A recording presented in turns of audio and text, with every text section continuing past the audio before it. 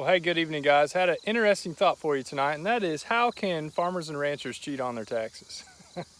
Which is kind of a dark thought, but go with me here. So let's think about all the ways that the government quantifies and taxes us based on our bottom line and money that, or things that we gain value from. So our real estate, obviously we get taxed on the amount of real estate we own. Our income tax, uh, sales tax, anything that they can get their hands on, they are going to tax us on. But what if I said, hey, they haven't taxed us on the productivity of our land, or in other words, a biological tax. What if I got a little pasture here and it's 30 acres and we said right now this pasture can only hold 7 cows. So instead of buying more pasture to buy more cows, I just say, hey, why don't I make my pasture twice as productive? In other words, I figure out a way. See, right now these cows are they're knee deep in grass right here.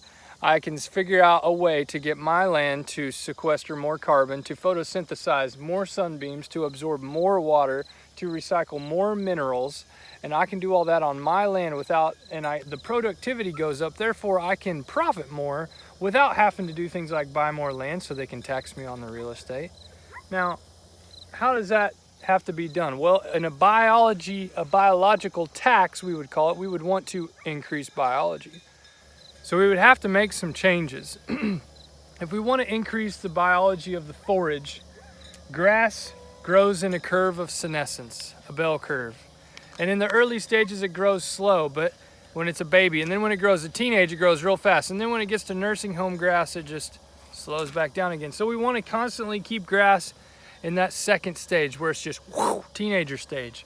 So we would want to graze the very tip tops, just the top third, and then move them.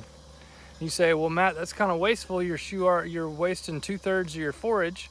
Well, we have to think about this in two ways, because in biological tax, we're not just feeding the animal, we're also feeding the biology in the soil, and they get another third of that.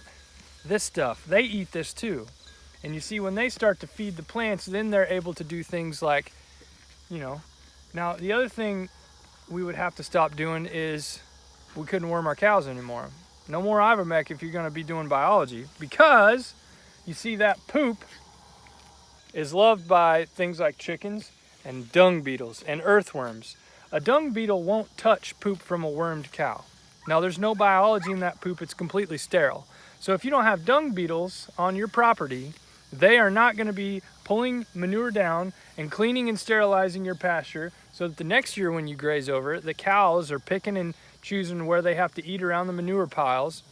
And the dung beetles are also pulling that manure under so that it is more bioavailable for all the plants and root exudates to access. So we couldn't worm them anymore.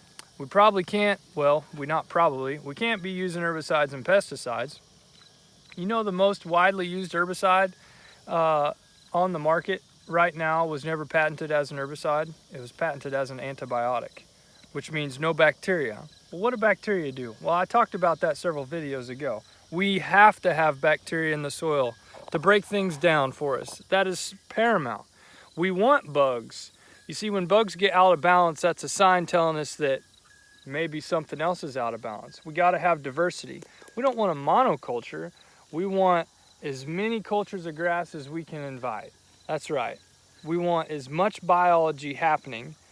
That is the only way we would be able to increase the bottom line. So now we don't have the expense and the burden of spraying herbicides and pesticides. We just don't need to anymore. There's no need to.